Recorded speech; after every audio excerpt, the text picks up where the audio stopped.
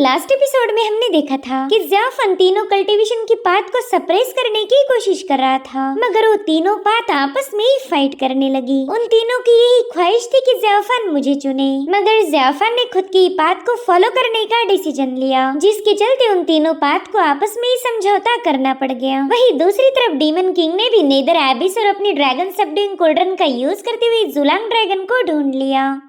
अब आगे तो इस एपिसोड की शुरुआत होती है एक भयानक तबाही के साथ। आसमान से थंडर बरसते हुए अपने सामने आने वाली हर एक चीज को तबाह करने की कोशिश कर रहा था, जिसमें टियानिन टेम्पल के कई सारे लोग घायल हो गए। वहीं पर मास्टर पूजिंग ने सेटअप की हुई शील्ड भी टूटकर बिखर गई। मॉन्क्स की हालत काफी ज्यादा खराब थी। वहीं पर मास्टर पूजिंग भी इंटरनली घायल हो गए। वो आसमान की तरफ देखकर कहने लगे कि ये लेजेंडरी हेवंस पनिशमेंट थंडर है। मुझे तो कभी लगा ही नहीं था कि मैं ऐसे भयानक नजारे को देख पाऊंगा। वहीं पर दूसरे एल्डर कहने लगे कि पनिशमेंट एक ऐसी पावर को होल्ड करेगी जो हर एक चीज का सर्वनाश कर दे। मुझे डर है कि ये हमारे साथ साथ बाकी के मॉर्टल्स को भी घायल न कर दे। तभी मास्टर पूजिंग जैसे तैसे खुद को संभालते हुए कहने लगे कि ज़ियाफन कोई ऑर्डिनरी कल्टीवेटर नहीं, बल्कि हमारे मास्टर पूजी का इकलौता डिसाइपल है, तो हमारी जिम्मेदारी है उसे प्रोटेक्ट करना। अगर हमने ऐसा नहीं किया तो मेरा भाई पूजी हमें कभी माफ नहीं करेगा, और मैं अपने भाई को निराश नहीं कर सकता, तो हमने कुछ भी करके ज़ियाफन को बचाना ही होगा। साथ ही साथ हमें आसमान का एक भयानक नजारा दिखाया गया, जो कि इनके टेम्पल को मिट्टी में मिलाने के लिए पूरी तरह से तैयार था।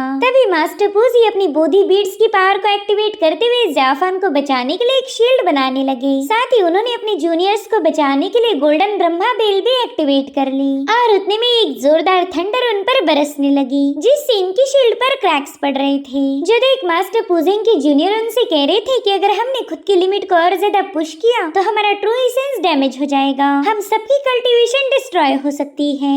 इधर फाशियांग बुरी तरह से घायल था, मगर उसे फिक्र है अपने मास्टर की। वहीं पर मास्टर पूजिंग ज़ियाफन पर शील्ड बनाए रखने के लिए अपनी जान दांव पर लगा चुके, मगर हेवनली थंडर ने चंद ही पलों में उस शील्ड को तहस नहस करते हुए ज़ियाफन पर अटैक कर दिया। एक क्लैश होते साथ ही उन मॉन्क्स के पास गोल्डन लेटर्स फ्लोट होने लगे, जिन्हें देखकर ही सभी लोग काफी ज्यादा हैरान थे। मास्टर पूछ रहे थे कि आखिर ये क्या चीज है। वहीं पर फाशियांग बताने लगा कि इन लेटर्स का ओरिजिन हमारे ग्रेट ब्रह्मा विजडम के साथ मेल खा रहा। साथ ही साथ इन गोल्डन लेटर्स ने हमारी इंजरीज को भी हील कर दिया। वो मास्टर पूजिंग से इसका जवाब चाहता था, हालांकि मास्टर पूजिंग भी हैरान थे। और तभी ज़ियाफन इनके सामने आ गया। फाशियांग उसे महफूज देखकर काफी ज्यादा खुश था। वो कह रहा था मेरे भाई शायद हेवनली पनिशमेंट अब गुजर चुकी है और तुम इसमें सरवाइव कर पाए। तभी ज़ियाफन उन सभी का तहे दिल से शुक्रिया अदा करने लगा। इन लोगों ने ज़ियाफन की खातिर अपनी जान दांव पर लगा दी थी। और फिर वो फाशियांग से कहने लगा कि मेरे भाई अभी तक हेवनली पनिशमेंट खत्म नहीं हुई। वहीं पर मास्टर पूजिंग उसे समझा रहे थे कि मेरे बच्चे तुम हेवनली ट्रिबुलेशन को हल्के में नहीं ले सकते।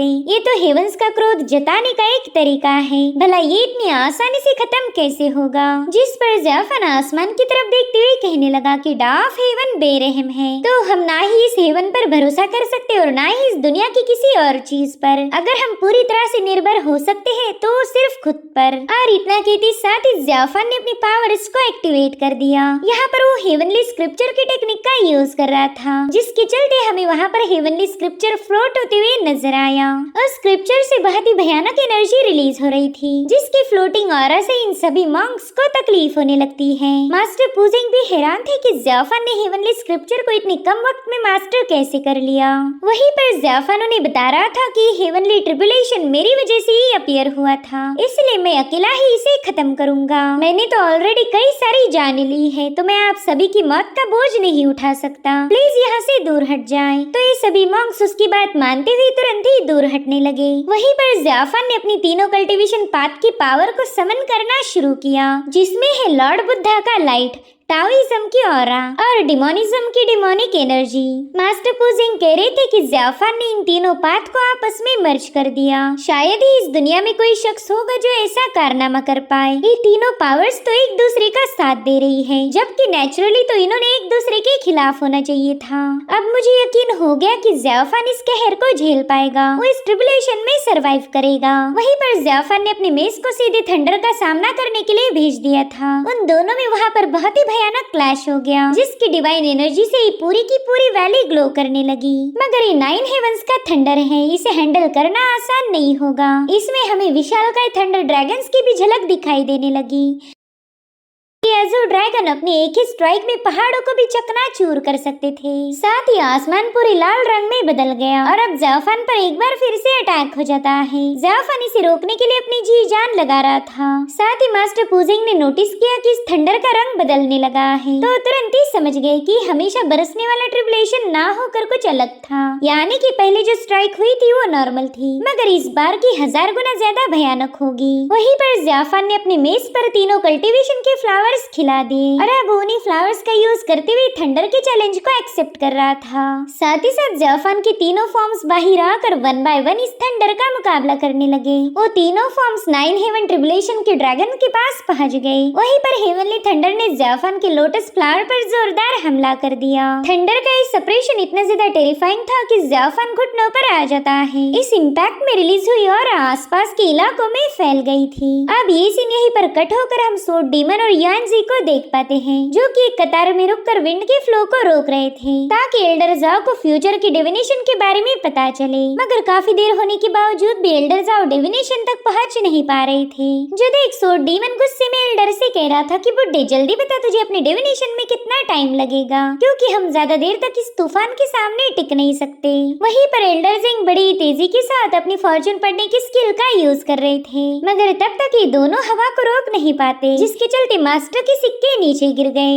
मगर तब तक उन्होंने डिविनेशन पूरा कर लिया था। वो कहने लगे कि हेवनली पनिशमेंट की तीसरी स्ट्राइक बहुत ही ज्यादा भयानक होगी, शायद वो सब कुछ तबाह कर दे। अब ये सीन यहीं पर कट होकर हमें जियो का रूम दिखाया गया, जहाँ पर नेचर की सेंस पावर उस रूम में एंटर करने लगी। दरअसल जियो कल्टीवेशन में बैठी हुई थी, मगर तभी उसे अजीब सा फील होने लगा, तो तुरंत ही कल्टीवेशन से बाहर आ जाती है। वो कह रही थी कि ये ऑरा तो हेवनली स्क्रिप्चर से रिलीज हुई है, मगर ऐसा फील होता है कि और अचानक से आउट ऑफ कंट्रोल हो गई। साथ ही साथ आसमान में बिजलियां कड़क रही थी, जिन्हें देखकर जियो की बेचैनी और ज्यादा बढ़ जाती है। अब ये सीन यहीं पर कट होकर हम डीमन किंग को देख पाते हैं, जो कि अपने ड्रैगन सबड्यूइंग फॉर्मेशन का यूज करके जुलोंग ड्रैगन को समन कर चुका था। दरअसल जुलोंग एक एंशिएंट ड्रैगन बीस्ट है, जो कि इस दुनिया में काफी रेयरली पाया जाता। अब इस विशाल ड्रैगन को देखकर ही इन सभी लोगों के होश उड़ गए। अब डीमन किंग का मेन काम तो हो चुका था, उसे बस इस जुलोंग को रिफाइन करना है। इसलिए वो अपने साथियों को बताने लगा कि मैं और गोल्डन फेरी मिलकर इस ड्रैगन को हैंडल करेंगे और तब तक तुम लोग इस फॉर्मेशन को बनाए रखना।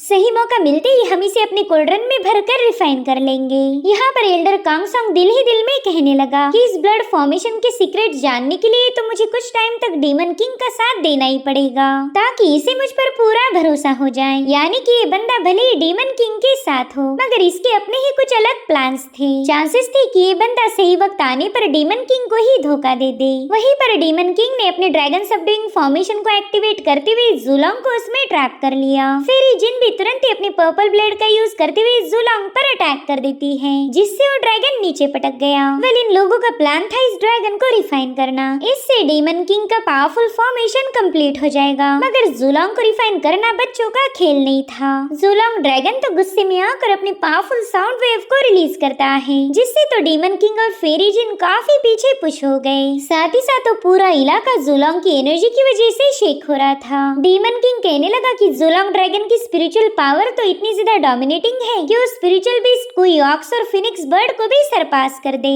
इधर जुलोंग ड्रैगन अपनी विशाल बॉडी को घुमाते हुए इस पूरी जगह को तबाह करने लगा। साथ ही साथ वो अपने पाँव के नीचे डीमन किंग के कल्टीवेटर्स को कुचल रहा था। न जाने कितने सारे डिसाइपल इस तबाही में मारे जाने लगे। तो ज़ूकी डीमन किंग से कहती है कि प्लीज कुछ कीजिए, हमारे लोग मारे जा रहे हैं। अगर ऐसा ही चलता रहा तो हमारा एक भी डिसाइपल सरवाइव नहीं कर पाएगा। मगर डीमन किंग को तो इसकी कोई फिक्र नहीं थी। वो कहने लगा कि जुलोंग ड्रैगन को कैप्चर करना ही हमारी प्रायोरिटी है, तभी जाकर मैं अपने सपने को पूरा कर पाऊंगा। अब इतनी सारी लाशें और अपने बड़े भाई का ऐसा बर्ताव देखकर ज़ूकियो काफी ज्यादा हैरान हो गई और दिल ही दिल में कहने लगी कि आप तो बदल गए, मैं खुद आपको पहचान नहीं पा रही। मेरा बड़ा भाई ऐसा बेरहम बिल्कुल नहीं था। इधर जूलोंग ड्रैगन उन सभी मरे हुए डिसाइपल का एसेंस क्रश करके उसी का यूज कर इन लोगों पर अटैक करने लगा। मगर तब तक डीमन किंग और फेरी जिन ने अपने आसपास पावरफुल शील्ड फॉर्म कर ली थी। हालांकि वो शील्ड जूलोंग ड्रैगन की ताकत के सामने ज्यादा देर तक टिक नहीं पाएगी। वहीं पर फेरी जिन अपनी पर्पल ब्लेड का यूज करके उस ड्रैगन पर कई सारे स्लैशेस रिलीज कर देती है। मगर जूलोंग पर इसका कुछ खास फर्क नहीं पड़ रहा था और ये देखकर ही फेरी जिन परेशान हो गई। वो कहती है कि अगर हमें इस ड्रैगन को हराना है तो इसकी कमजोरी ढूंढनी पड़ेगी, तभी जाकर हमें खुद इसकी कहर से जिंदा बचने का मौका मिलेगा। इधर जूलोंग ड्रैगन इन सभी पर पूरी तरह से अपना डोमिनेंस साबित कर चुका था। वहीं पर डीमन किंग अपनी डिमोनिक पावर्स का यूज करते हुए उस पर एनर्जी रिलीज करने लगा। मगर वो ड्रैगन बड़ी चालाकी के साथ पोर्टल ओपन करते हुए उसी एनर्जी को डीमन किंग की तरफ पास कर देता है, यानी कि इन पर इन्हीं के पावर्स से हमला हो गया था, जो देखकर ये डीमन किंग काफी ज्यादा सरप्राइज्ड हो गया। वो कहता है कि जूलोंग ड्रैगन की पावर इतनी ज्यादा मिस्टीरियस होगी ये तो मैंने कभी इमेजिन भी नहीं किया था। ये ड्रैगन अभी भी सबडूइंग कोल्ड्रन की सप्रेशन को भी रेजिस्ट कर पा रहा। यहाँ पर जूलोंग ड्रैगन ने कई सारे पोर्टल ओपन कर लिए थे और फिर उसी में से एक पोर्टल में वो अपनी पावर्स रिलीज कर देता है, जो कि इन सभी पोर्टल से गुजरते हुए इन लोगों पर मल्टीपल अटैक करने लगी। इससे तो ये बात साफ हो गई कि जूलोंग ड्रैगन रणनीति करने में माहिर था। अब ये सीन यहीं पर कट होकर हम जियो को देख पाते, जो कि काफी ज्यादा डिस्टर्ब थी। तो उसकी सीनियर सिस्टर से कहती, जियो मुझे तुम उदास लग रही हो, बताओ तुम्हें क्या हुआ। तो जियो अपने सीनियर को बताने लगी कि मुझे काफी ज्यादा बेचैनी महसूस हो रही, ऐसा लग रहा है कि कुछ तो बहुत ही बुरा हो गया। ये अजीब सी फीलिंग मुझे बता रही है कि मुझसे मेरा सब कुछ छीना जाएगा। तो उसकी सीनियर उसे दिलासा देते हुए कहने लगी कि ऐसा तो कुछ नहीं होगा, तुम्हारे दिल में ये सारे ख्याल इसलिए आ रहे क्योंकि तुम अभी अभी सेक्लूजन से बाहर आई हो, तुम्हें अपने मेरिडियंस को स्टेबल होने में थोड़ा सा वक्त देना पड़ेगा। वहीं दूसरी तरफ मास्टर पूजिंग ने देखा कि ज़ियाफन थंडर स्ट्राइक में बुरी तरह से घायल हो चुका। अब ज़ियाफन कह रहा था, वाह डार्क हेवन तो काफी ज्यादा शानदार है, इसने तो मेरी पूरी कल्टीवेशन को ही डिस्ट्रॉय कर दिया। जिसके बाद वो डार्क हेवन से गुस्से में पूछ रहा था कि बता तुझे और क्या चाहिए, क्या तू मुझे खत्म करना चाहता है? अगर ऐसी बात है तो आ और मार दे मुझे, तुझ में इतना दम है तो मिटा दे मुझे। वहीं पर फाशियांग इमोशनल होकर ज़ियाफन को पुकारने लगा। वो नहीं चाहता था कि ज़ियाफन को और ज्यादा तकलीफ मिले। मास्टर पूजिंग बता रही थी कि ज़ियाफन की बॉडी में अब कोई स्पिरिचुअल पावर नहीं बची, वो फिलहाल एक मॉर्टल बन चुका है। तो एक मॉर्टल अपनी कमजोर बॉडी के साथ हेवन की इस कभी न खत्म होने वाली इन्फिनाइट पावर के खिलाफ कैसे टिक पाएगा? क्या हेवन से ये बात नहीं जानता? क्या उसमें अब जरा भी रहम नहीं बचा? वहीं पर फाशियांग ज़ियाफन से कहने लगा कि मेरे भाई इस मॉर्टल स्ट्रेंथ के साथ तुम हेवनली ट्रिबुलेशन को झेल नहीं पाओगे, प्लीज मेरी बात मानो और यहाँ से भाग जाओ, हम लोग इस कहर को झेल लेंगे, भाग जाओ मेरे भाई और अपनी जान बचाओ। जिस पर ज़ियाफन कहने लगा कि मैंने तो अपनी आधी जिंदगी भाग भाग के खत्म की, कभी इससे भागो तो कभी उससे, मगर आज बात कुछ और है। अगर ये डार्क हेवन ही नहीं चाहता कि मैं इस दुनिया में एग्जिस्ट करूं तो बताओ मैं कहाँ जाऊंगा? ऐसी कौन सी जगह है जहाँ पर डार्क हेवन मौजूद नहीं? इसलिए अब मैं नहीं भागूंगा, चलो आज इस मसले को हमेशा के लिए खत्म कर देते हैं। जब मेरा ज़ियाफन का नाम इस दुनिया से मिट जाएगा तभी शायद इसे सुकून मिलेगा। वहीं पर डार्क हेवन अपने विशालकाय थंडर ड्रैगन के साथ उस पर अटैक करने के लिए तैयार थे और फिर हेवन की लाइटनिंग ज़ियाफन की तरफ आगे बढ़ने लगी। ज़ियाफन भी अपनी मॉर्टल बॉडी के साथ उस थंडर की तरफ हाथ आगे बढ़ाने लगा, मानो खुद ही मौत को गले लगाना चाहता हो। जैसे वो थंडर उसे टच हुई, ज़ियाफन बुरी तरह से तड़पने लगा। उसकी बॉडी में मौजूद हर एक मेरिडियन ब्रेक होती जा रही थी, मगर ज़ियाफन बहादुरी के साथ अपने आखिरी दम तक इस थंडर को फेस करने का फैसला ले चुका। उतने में ही ज़ियाफन की बॉडी पर मौजूद मिस्टिकल फायर मिरर की पावर्स एक्टिवेट हो गई। उस फायर मिरर ने वहाँ पर एक गोल्डन फ्लावर ब्लूम कर लिया, जो कि थंडर का मुकाबला करने लगा। पूरी वैली में इस फ्लावर की रोशनी फैल रही थी। वहीं दूसरी तरफ नेदर एबिस में तो जूलोंग ड्रैगन ने अपना डोमिनेंस इन लोगों पर साबित कर दिया। वेल इस ड्रैगन के पास इन सभी को खत्म करने की ताकत थी, मगर तभी फेरी जिन अपनी चार्म टेक्निक का यूज करती है।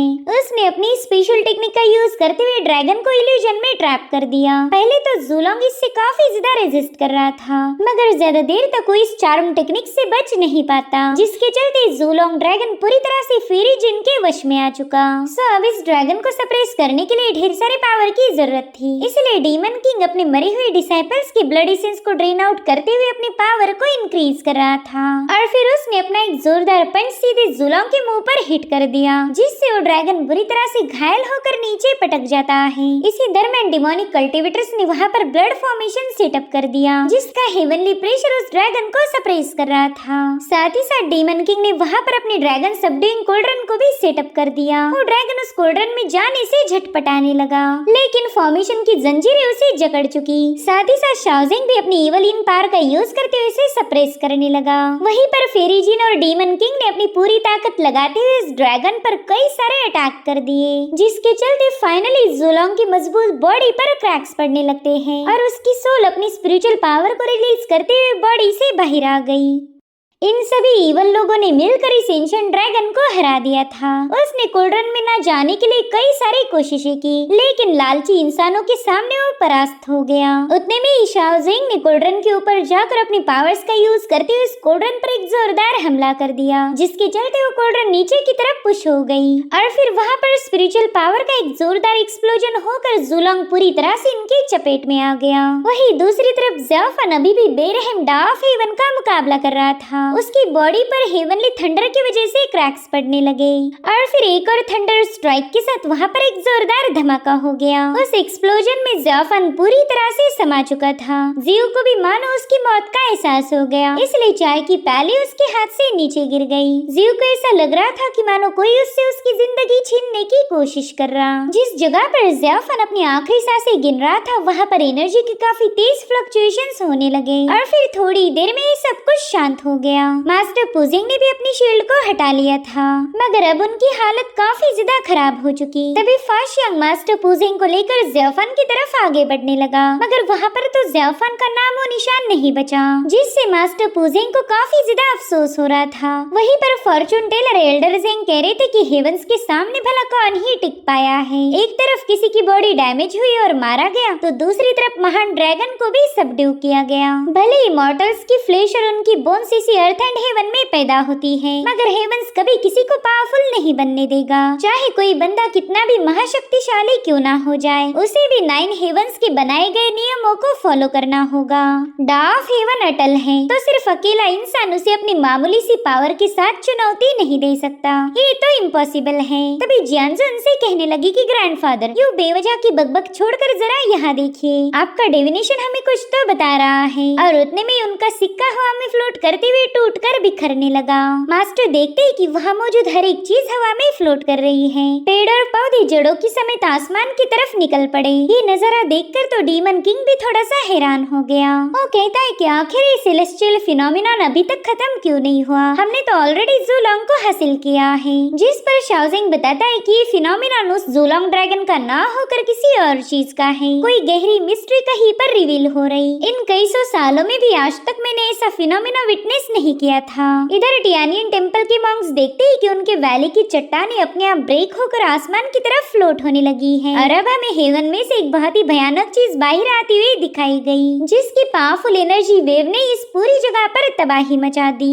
जिसे देख ऐसा लग रहा था कि मानो 9 हेवन ज़ियाफन के साथ इस पूरी दुनिया को ही मिटाना चाहता। डार्क हेवन के गुस्से की कोई सीमा नहीं थी और यहाँ पर ऐसा कोई नहीं जो इस गुस्से को चुनौती दे पाए। वहाँ की चट्टानों को ब्रेक होता हुआ देखकर टियानियन टेम्पल के डिसाइपल्स काफी ज्यादा पैनिक हो गए। वहाँ मौजूद हर एक पहाड़ क्रश हो रहा था और उसके सारे पत्थर सीधे आसमान की तरफ फ्लोट होने लगे। ऐसा भयानक नजारा ना ही इन लोगों ने कभी देखा था और ना ही आज के बाद ही कभी देख पाएंगे। देखते ही देखते वो प्रचंड शक्ति पूरे टियानियन टेम्पल पर छा गई। वहाँ का सारा स्ट्रक्चर ब्रेक होने लगा। एक ऐसी अनोखी ताकत थी जिसका कोई तोड़ नहीं। सो अब टियानियन टेम्पल के मॉन्क्स के पास बस एक ही रास्ता था, अपने लॉर्ड बुद्धा से मदद मांगना। तो ये सभी मॉन्क्स बुद्धा की प्रेयर करते हुए उनसे करुणा की भीख मांगने लगे। मगर सवाल तो ये था कि क्या बुद्धा भी अपने इस टेम्पल को बचा पाएंगे? हेवंस ने तो वहाँ मौजूद हर एक चीज को तबाह करना शुरू किया। इस भयानक मंजर को देखकर मास्टर पुजिंग को अपनी आंखों पर यकीन नहीं हो रहा था। वो कहते हैं, मुझे तो लगा था कि थंडर ट्रिब्युलेशन खत्म हो गया, मगर ये तो है हेवनली थंडर ट्रिब्युलेशन के पनिशमेंट की आखिरी स्ट्राइक।